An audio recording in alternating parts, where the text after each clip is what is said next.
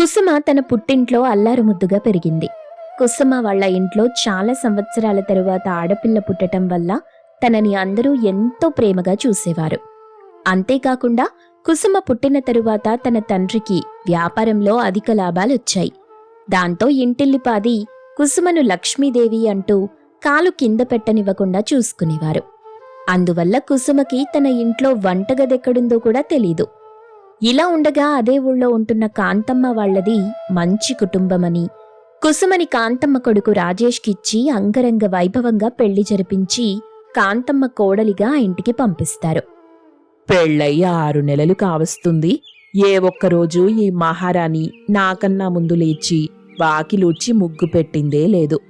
ఈ పిల్లకి ఎంత చెప్పినా చెవిటోడు ముందు శంఖమూదినట్టే అని కాంతమ్మ వాకిలూడ్చి కల్లాపి జల్లి ముగ్గు పెట్టింది. అంతలో అప్పుడే నిద్రలేచొచ్చిన కుసుమ తన అత్తగారితో, అత్తయ్యగారు, మీ ముగ్గు చాలా బాగుంది. మన వీధిలో గనక ముగ్గుల పోటీ పెడితే మీకే ఫస్ట్ ప్రైజ్ వస్తుంది. ముగ్గు ఇంకాస్త పెద్దది వెయ్యండి. నేను ఫోటో తీసి వాట్సాప్లో స్టేటస్ పెడతాను. చూడమ్మా కుసుమ, ఇక్కడుండి నా ముగ్గు వీక్షించింది చాలు. మీ మావయ్య గారు మీ ఆయన లేచే వేళయింది. తొందరగా ఆ పాచిముఖం కడుక్కొని మా అందరికీ కాఫీ ఇవ్వు. అలాగే అత్తయ్యగారు, ఈ మధ్య మీరు నాకు కాఫీ చేయటం నేర్పించారు కదా, మీరు చెప్పినట్టే చేస్తాను. అన్నట్టు అత్తయ్యగారు, నాకొక డౌట్. ఇంకా మొదలెట్టలేదు, అప్పుడే డౌటా? ఇంతకీ నీకొచ్చిన ఆ డౌట్ ఏంటి? అది కాదత్తయ్యగారు, పాలు మరగక ముందు కాఫీ పొడి వెయ్యాలా, పాలు మరిగిన తరువాత కాఫీ పొడి వెయ్యాలా అని నా డౌట్. మీరు మొన్న కాఫీ పెట్టడం నేర్పించేటప్పుడు నాకు మా ఫ్రెండ్ కాల్ చేసింది. ఆ టైంలో చాలా పాయింట్లు మిస్ అయ్యాను.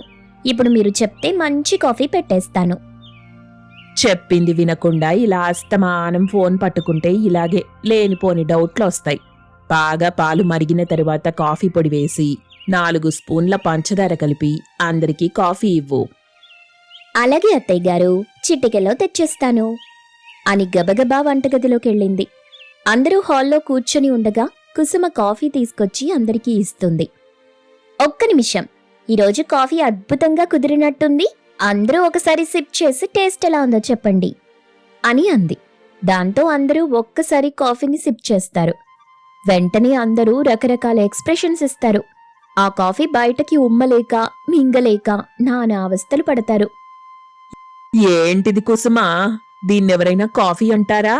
అయినా కాఫీలో పంచదార డబ్బా మొత్తం పడేశావా? అదేంటత్తయ్యా అలా అంటారు? మీరే కదా కప్పు కాఫీకి 4 స్పూన్ల పంచదార వేయమన్నారు. నీ తెలివి తెల్లారినట్టే ఉంది. నేను మనందరికీ కలిపి 4 స్పూన్లు వెయ్యమన్నాను. 1 కప్పు కాఫీకి 4 స్పూన్లు వెయ్యమనలేదు. ఇలా అయితే షుగర్ వచ్చి తొందరగా పైకి పోతాం. ఛీ, ఇలాంటి కాఫీ నా జన్మలో తాగలేదు అని చిరాగ్గా లోపలికెళ్ళిపోయింది. అమ్మా కుసుమా, ఏమనుకోకు, కాఫీ నేను కూడా తాగలేను. చూడండి అత్తయ్య గారు ఎలా విసుక్కుని లోపలికెళ్ళిపోయారో. మొన్న కూడా మన చుట్టాల ముందు నాకేం పని రాదన్నట్టు కసురుకున్నారు. కుసుమా, అమ్మ చెప్పింది నువ్వు జాగ్రత్తగా వినాలి కదా. నువ్వు చాలా తెలివైన దానివి, కానీ ఇంటి పనుల్లో పెద్దగా శ్రద్ధ చూపించట్లేదు. నువ్వు కాన్సన్ట్రేట్ చేస్తే పర్ఫెక్ట్గా అన్ని పనులు చెయ్యగలవు. కొంచెం ఇంటి పనుల మీద కాన్సన్ట్రేట్ చేసి అమ్మ దగ్గర మంచి మార్కులు కొట్టేయి. అప్పుడు అమ్మే నా కోడలు గ్రేట్ అని అందరికీ చెప్పుకుంటుంది అని రాజేష్ అక్కడి నుండి వెళ్ళిపోతాడు. ఇలా అస్తమానం కుసుమ ప్రతి పని ఫ్లాప్ చేయటం, దానికి కాంతమ్మ విసుక్కోవటం కామన్గా జరిగిపోతుంది. ఒకరోజు కాంతం ఇంటి పనులన్నీ చేసి అలసిపోతుంది. అమ్మా కుసుమా, నాకు చాలా నీరసంగా ఉంది. నేనెళ్ళి పడుకుంటాను. పొయ్యి మీద కూరుంది, కాస్త బాగా వేగిన తరువాత స్టవ్ ఆఫ్ చేసేయి. అలాగే అత్తయ్యా, మీరు వెళ్ళి రెస్ట్ తీసుకోండి, నేను చూసుకుంటాను కదా. కాంతమ్మ తన రూంలోకెళ్ళి రెస్ట్ తీసుకుంటుంది. అలా కొంతసేపటికి ఏదో మాడిపోతున్న స్మెల్ వస్తుంది. ఏదో మాడుతున్న వాసనొస్తుంది. పక్కింటి వాళ్ళు కూర మాడ్చేస్తున్నట్టున్నారు. అయినా పక్కింటి వాళ్ళు కూర మాడిస్తే మా ఇంట్లో మాడుతున్నట్టుగా ఇంత వాసనొస్తుంది. కొంపదీసి కుసుమ కూర మాడిచేసిందా ఏంటి అని వంటగదిలోకెళ్లేసరికి కడాయిలో కూర మొత్తం బొగ్గులాగా తయారై వంటగదంతా పొగమయమయ్యింది. అయ్యయ్యో, ఏంటి కుసుమ ఇది? కూర ఇలా మాడిపోయింది? అయినా ఎంత చక్కగా సర్దుకున్న నా వంటగది మొత్తం ఇలా చేసావేంటి? మొత్తం వంటగదంతా పొగ పట్టేసింది. అది కాదత్తయ్యా, కూరని ఒక 10 నిమిషాలు చూశాను, అదెంతకీ వేగలేదు. అందుకే తొందరగా అయిపోవాలని మంట పెద్దగా పెట్టాను. నేనలా ఫోన్లో సాంగ్స్ వింటూ కూర్చున్నాను, అంతే. గంట తర్వాత వచ్చి చూస్తే ఇదిగో ఇలా పొగ పట్టి మాడిపోయింది. ఎప్పుడూ కూరలు సిమ్లోనే వేపాలి. పెద్ద మంట పెడితే దగ్గరుండి కలుపుతూ ఉండాలి. ఇలా దాన్ని పొయ్యి మీద పెట్టి నువ్వెళ్ళి ఫోన్ చూసుకుంటే ఇలాగే మాడిపోతుంది. అయినా ఒక్క పని కూడా సరిగ్గా చేయటం రాదు. నీ పుట్టింటి వాళ్ళు నీకు అత్తింట్లో ఎలా ఉండాలో నేర్పనే లేదు. ఒక పద్ధతి పాడు లేకుండా పెంచారు అని చిరాగ్గా వంటగది మొత్తం శుభ్రం చేసుకుంటూ ఉంది. కుసుమ సాయం చేస్తానన్నా సాయం చెయ్యనివ్వలేదు కాంతం. కాంతం మాటలకి కుసుమ ఎంతో బాధపడింది. ఏంటి కాంతం అలా ఉన్నావు? ఏం లేదండి, ఇందాకలా అనవసరంగా కుసుమని కోప్పడ్డాను. నీ పుట్టింటి వాళ్ళు ఏం నేర్పకుండా పంపించారని కసిరాను. పాపం చిన్నపిల్ల చాలా బాధపడినట్టుంది. కోపం తట్టుకోలేక అలా అన్నందుకు ఇప్పుడు నాకు బాధగా అనిపిస్తుంది. బాగుంది కాంతం. తిట్టేది నువ్వే, తిరిగి తిట్టినందుకు బాధపడేది నువ్వే. అది కాదండి, రేపు మన రాజేష్కి ప్రమోషన్ వచ్చి ఏదైనా ఊరెళ్ళిపోతే అక్కడ వాళ్ళు చాలా ఇబ్బంది పడతారు. ఇవన్నీ నేర్చుకుంటే మంచిదని నా ఉద్దేశం. ఎంత చెప్పినా పని శ్రద్ధగా చెయ్యట్లేదని నాకు కోపం తప్ప ఆ అమ్మాయి అంటే నాకే ద్వేషమూ లేదండి. పోనీలే, చిన్నపిల్ల కదా, మెల్లగా అన్నీ తెలుసుకుంటుంది. నువ్వెంతగా బాధపడకు. ఈ మాటలన్నీ కుసుమ వింటుంది. అయ్యో, మా అత్తగారు చాలా మంచివారు. నేనే అనవసరంగా ఇన్ని రోజులు ఆవిడని అపార్థం చేసుకున్నాను. ఆవిడ చెప్పింది మా మంచి కోసమే కదా. నేనే ఏ పనిలో శ్రద్ధ పెట్టకుండా నాకు నచ్చినట్టు ఉండిపోయాను. బాగా పనులన్నీ నేర్చుకుని అత్తయ్యకి సర్ప్రైజ్ ఇవ్వాలి. అందుకొక మంచి ఐడియా ఆలోచించాలి అని వెంటనే తన స్నేహితురాలికి ఫోన్ చేసింది. హలో కుసుమా, ఏంటే ఇంత సడన్ గా ఫోన్ చేశావు? ఎలా ఉన్నావు? నేను బాగానే ఉన్నాను, కానీ నాకు నీ హెల్ప్ కావాలి. హెల్పా? ఏంటి? నేను వంట పనులు, ఇంటి పనులు అన్నీ నేర్చుకుందాం అనుకుంటున్నా. ఇప్పుడు ఏ రకం వంటైనా ఈజీ రెసిపీస్తో యూట్యూబ్లో ఉంటున్నాయి కదా. నేను రోజు మీ ఇంటికొచ్చి అవన్నీ ప్రాక్టీస్ చేస్తాను.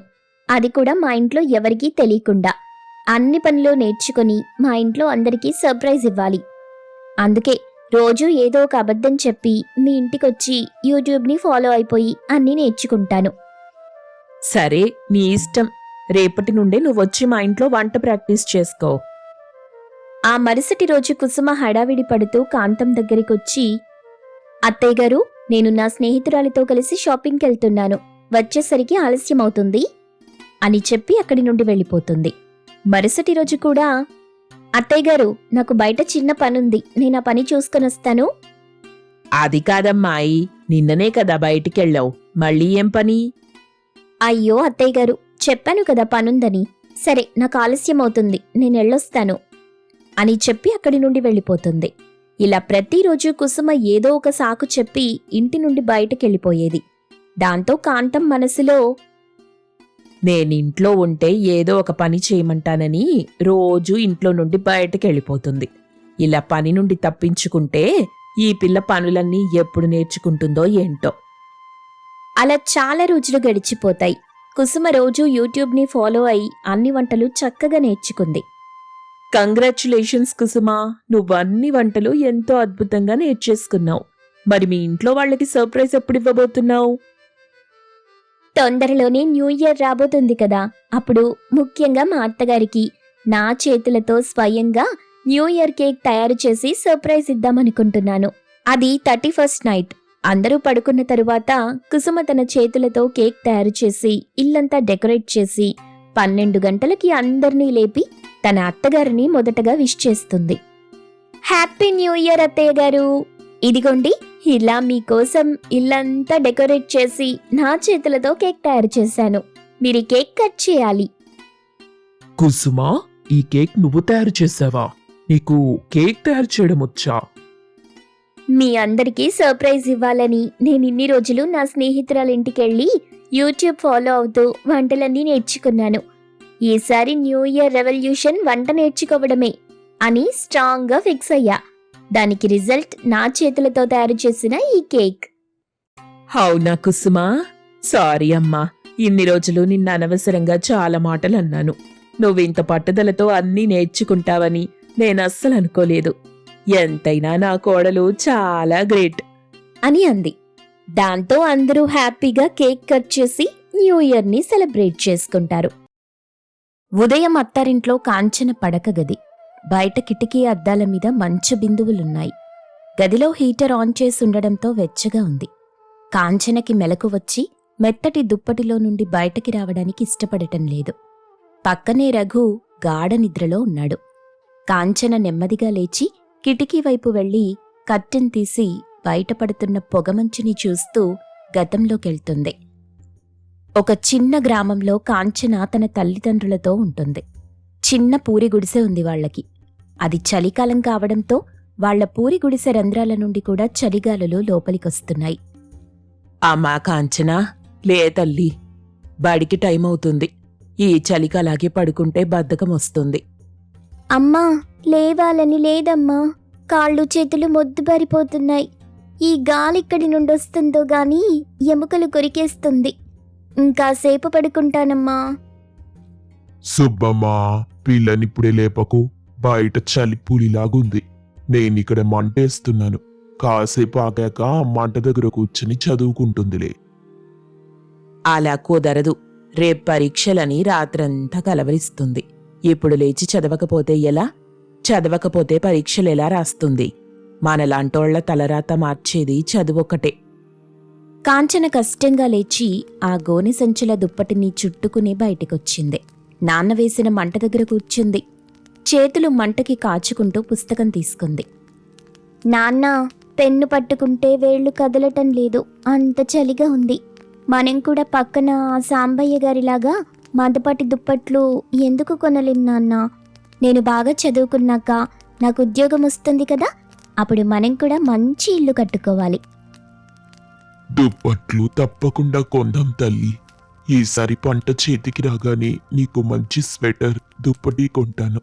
అంతవరకు ఈ నాన్న కౌగిలిలో ఈ మంట వెచ్చదనంతో సర్దుకోమ్మా. ఏవండి, మాటలతో కడుపు నిండదు. పాపకు ఆకలేస్తూ ఉంటుంది. రాత్రి మిగిలిన అన్నముంది కదా, పెరుగు కలిపి పెట్టనా? అమ్మా, ఈ చల్లన్నం తినలేనమ్మా, పళ్ళు జివ్వమంటున్నాయి. వేడివేడిగా గంజైనా పర్లేదు. అయ్యయ్యో, కట్టెల పొయ్యి వెలగటం లేదు తల్లి. ఆ కట్టెలు మంచుకి తడిసిపోయాయి. పొగ తప్ప మంట రావట్లేదు. ఈ ఒక్క పూటకి ఈ సద్దన్నం తినేసెళ్ళు. మధ్యాహ్నం బడిలో వేడివేడి అన్నం పెడతారుగా. కాంచన మౌనంగా ఆ చల్లటి అన్నం తిని కళ్లలో నీళ్లు తిరుగుతుండగా బడికి బయలుదేరింది. కాంచన ఆలోచనల్లో ఉండగానే వెనక నుండి రఘు వచ్చి ఆమె భుజం మీద చెయ్యేశాడు. కాంచన ఉలిక్కిపడింది. ఏంటి కాంచనా, అంత దీర్ఘంగా ఆలోచిస్తున్నావు? బయటంతా మంచు కురుస్తుంది. కిటికీ తీసి నిలబడ్డావేంటి? చలివేయటం లేదా? లేదు రఘు, ఈ గదిలో హీటర్ ఉంది కదా, చలేలా వేస్తుంది. అసలు బయట చలి లోపలికి రావడానికి అవకాశం ఎక్కడుంది? అయినా బయట చలి లోపలికి రావడానికి ఇది పూరి గుడిసె కాదు కదా. అదేంటి కాంచనా అలా అంటావు? సరే, ఫ్రెష్ అప్ అయిరా. అమ్మ కింద కాఫీ రెడీ చేసుంటుంది. ఈరోజు చాలా చలిగా ఉందని అమ్మ స్పెషల్గా ఏదో టిఫిన్ చేస్తానంది. నేను వెళ్తాను రఘు, అత్తయ్య గారు ఒకరే కష్టపడుతున్నారు. నేను ఫ్రెష్ అప్ అయి వెళ్ళి సాయం చేస్తాను. కాంచన బాత్రూంలోకి వెళ్ళింది. అక్కడ గీజర్ ఆన్ చేసుంది. కుళాయి తిప్పగానే వేడివేడి నీళ్లు ఆవిర్లు కక్కుతూ వస్తున్నాయి. ఆ నీళ్లు చూసి కాంచన మళ్లీ ఆగిపోయింది. నా చిన్నప్పుడు స్నానం చెయ్యాలంటే అమ్మ పొయ్యి మీద నీళ్లు పెట్టి ఆ తడిసిన కట్టెలు మండక గంటసేపు ఊదీ ఊదీ కళ్లలో నీళ్లు తెచ్చుకునేది. ఆ మసిబట్టతోనే అమ్మ నాకు నీళ్లు కాచిచ్చేది. కానీ ఇక్కడ జస్ట్ ఒక స్విచ్ చేస్తే చాలు, వేడినీళ్ళొస్తున్నాయి. ఎంత తేడా! కాంచన ఫ్రెష్ అప్ అయి హాల్లోకొచ్చింది. అత్తగారు, మామగారు, కాంతమ్మ, శ్రీనివాసులు హాల్లో కూర్చున్నారు. వంట మనిషి వేడివేడి ఇడ్లీలు, సాంబార్ తెచ్చిపెట్టింది. ఏవండి, చలి ఎక్కువగా ఉంది కదా అని ఇవాళ అల్లం చట్నీ చేయించాను. మీకు కూడా ఇష్టమే కదా. చలికాలంలో అల్లం ఒంటికి మంచిది. ఇంతకీ మన కోడలు, కొడుకు ఇంకా లేవలేదా? పాపం రాత్రి రఘు ఆఫీస్ పని చేసుకుంటూ చాలాసేపు మెలకు ఉన్నాడు. లేచారులేండి, కాంచనిప్పుడే కిందికొస్తుంది. అదిగో.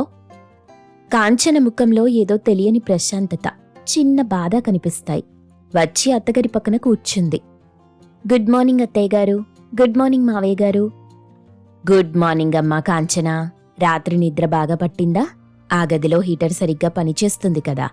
ఆ బీరువాలో కాశ్మీరీ రగ్గులున్నాయి, నీకు కావాలంటే తీసుకోమ్మా. అయ్యో వద్దత్తయ్యా, ఇప్పటికే ఉన్నవి చాలా వెచ్చగా ఉన్నాయి. నాకు చాలా హాయిగా నిద్రపట్టింది. అమ్మో అమ్మా, ఈరోజు ఇడ్లీలు అద్దరిపోయినట్టున్నాయి, ఆవిర్లొస్తున్నాయి. కాంచన, నీకు సాంబార్ ఇడ్లీ ఇష్టమని అమ్మ సాంబార్ చేయించింది. థ్యాంక్స్ అత్తయ్య గారు, మీరు నా గురించి ఇంతగా ఆలోచిస్తారు. అదేం మాటమ్మా, నువ్విప్పుడు మా ఇంటి మహాలక్ష్మివి. నిన్ను చూసుకోవటం మా బాధ్యత కదా. సరే, ఇడ్లీలు చల్లారిపోతాయి, తినండి. అందరూ తింటుంటారు. కాంచన ఇడ్లీ తింటూ మళ్లీ ఆలోచనలో పడింది. తన చిన్నతనంలో ఒక చలికాలం రాత్రి ఇంటికెవరో చుట్టాలొచ్చారు. ఇంట్లో బియ్యం కొన్నే ఉన్నాయి. సుబ్బమ్మ కంగారు పడుతోంది. ఏవండి, చుట్టాలొచ్చారు, ఇంట్లో బియ్యం సరిపోతాయో లేదో. వండిన అన్నం వాళ్లకే సరిపోతుంది. మరి మన కాంచనకి? మన సంగతి తర్వాత చూద్దాం సుబ్బమ్మ. ముందు వచ్చిన అతిథులు దేవుళ్లతో సమానం, వాళ్ళకి కడుపు నిండా పెట్టాలి. మన కాంచన అర్థం చేసుకుంటుందిలే. రాత్రి భోజనాలయ్యాక చుట్టాలు పడుకున్నారు. కాంచన తన తల్లితో, అమ్మా ఆకలిగా ఉంది, అన్నముందా? లేదు తల్లి, అంతా అయిపోయింది. ఆ చుట్టాలు మొత్తం తినేశారు. ఇదిగో నిన్నటి సద్దన్నముంది, అది తింటావా తల్లి?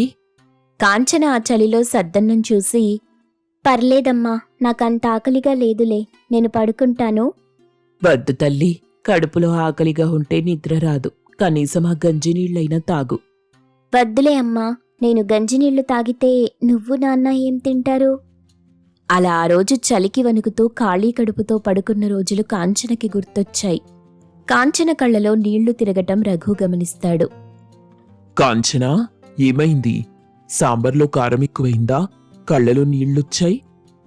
అబ్బే అదేం లేదు రఘుగారు, ఏదో చిన్న జ్ఞాపకం. ఏంటమ్మా అది? ఏదైనా సమస్యుంటే చెప్పు తల్లి. పుట్టింటి వాళ్ళు గుర్తొస్తున్నారా? కావాలంటే ఈరోజు సాయంత్రం వెళ్ళి చూసొద్దాం.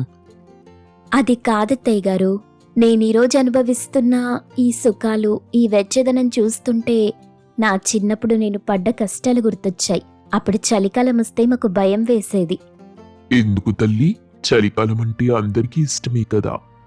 డబ్బున్న వాళ్ళకి, సౌకర్యాలున్న వాళ్ళకి చలికాలం ఆహ్లాదకరంగా ఉంటుంది మావయ్య.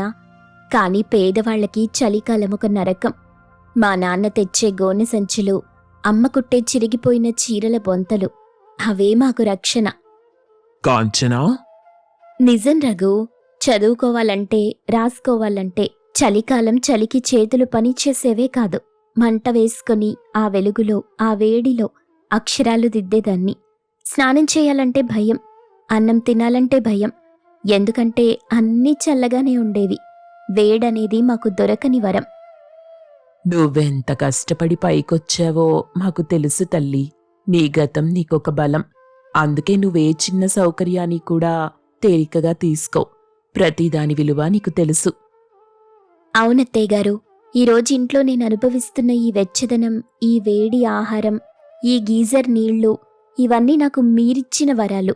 కాని నా మనసులో ఎప్పుడూ ఒకటే అనిపిస్తుంది, మా అమ్మ నాన్న ఇంకా ఆ పాత ఇంట్లోనే.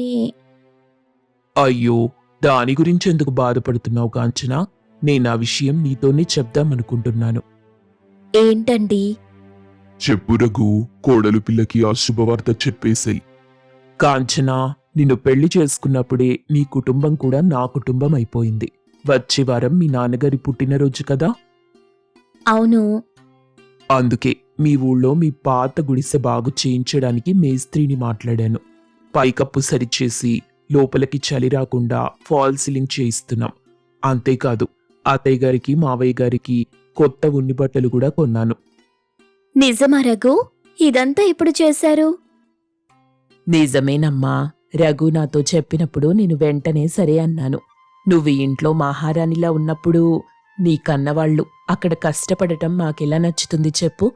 నీ సంతోషమే కదా మా సంతోషం. అత్తయ్య గారు, ఒక ఆడపిల్లకి పుట్టినిల్లు పేదదే కావచ్చు, కాని మెట్టినిల్లు ఇంత విశాలమైన మనసున్నదైతే అంతకన్నా అదృష్టమేముంది? నేను నిజంగా చాలా అదృష్టవంతురాల్ని. నీ మంచితనమే నీకీ అదృష్టం తెచ్చిపెట్టింది తల్లి. నువ్వంత కష్టపడి చదువుకుని ఒక గొప్ప డాక్టర్ అయ్యావు కదా. నీ శ్రమే నిన్నిక్కడి దాకా తీసుకొచ్చింది. అంతేకాదు నాన్న, కాంచన మనసు చాలా గొప్పది. తను పడ్డ కష్టాలు తనని స్ట్రాంగ్గా మార్చాయి. అందుకే తనెప్పుడూ అందరి గురించి ఆలోచిస్తుంది. డాక్టర్గా ఎంతో మంది పేదలకి ఉచిత వైద్యం చేస్తుంది. కాంచన, రఘు మిద్దె మీద నిలబడున్నారు. చల్లని గాలి వీస్తోంది. కాని కాంచన ఇప్పుడు భయపడటం లేదు. ఆమె ఒంటి మీద ఒక మంచి శాలువా ఉంది. చలిగా ఉందా కాంచన? లేదు రఘు, ఇప్పుడు ఈ చలి నాకు హాయిగా ఉంది. ఎందుకంటే ఇప్పుడు నాకు తెలుసు, నా వాళ్ళు వెచ్చగా ఉన్నారని, నా పుట్టినిల్లు బాగుపడుతోందని, నా మెట్టినిల్లు నాకు అండగా ఉందని తెలిసాక ఏ చలి నన్నేం చేయగలదు చెప్పు? చాలా బాగా చెప్పావు. చలికాలం అంటే కేవలం వాతావరణం మాత్రమే కాదు, మన మనసులో ఉండే భయాలు కూడా. అవి తొలగిపోతే అంతా వసంతకాలమే. మా అమ్మెప్పుడూ చెప్పేది, కష్టాలు శాశ్వతం కాదు కాంచన, చలికాలం తరువాత ఎండాకాలం వచ్చినట్టు కష్టాల తరువాత సుఖాలొస్తాయని. అది నిజమే అనిపించింది. నేను చలిలో వణుకుతూ చదువుకున్న ఆ రోజులే ఈరోజు నాకు ఈ వెచ్చని జీవితాన్నిచ్చాయి. అవును, నీ కష్టం వృధా పోలేదు. నీ కథ రేపు ఎంతో మందికి స్ఫూర్తవుతుంది. పేదరికం అడ్డు కాదని, చదువొక్కటే ఆయుధమని నువ్వు నిరూపించావు. మరి మీలాంటి మంచి కుటుంబం దొరకటం కూడా ఒక వరమే కదా. కాంచన జీవితం ఒక పాఠం. అత్తారింట్లో అడుగుపెట్టిన కాంచన కేవలం అక్కడి ఆస్తిపాస్తుల్ని చూసి మురిసిపోలేదు. తన గతాన్ని, తన తల్లిదండ్రుల కష్టాన్ని గుర్తు చేసుకుంటూనే తన మెట్టినింటి వాళ్ల ప్రేమను పొందగలిగింది. పుట్టినింటి కష్టాన్ని మెట్టినింటి సాయంతో తీర్చగలిగిన ఆ కోడలు 2 కుటుంబాలకి వారధిగా నిలిచింది. నిజమైన ఐశ్వర్యం అంటే డబ్బుండటం కాదు, కష్టంలో ఉన్నవాళ్లని అర్థం చేసుకునే మనసుండటం. ఆ మనసు రఘు కుటుంబానికుంది కాబట్టే కాంచన కథ సుఖాంతమైంది. చలికాలం చలి బయట మాత్రమే ఉంటుంది, ప్రేమ ఉన్న ఇంట్లో ఎప్పుడూ వెచ్చగానే ఉంటుంది.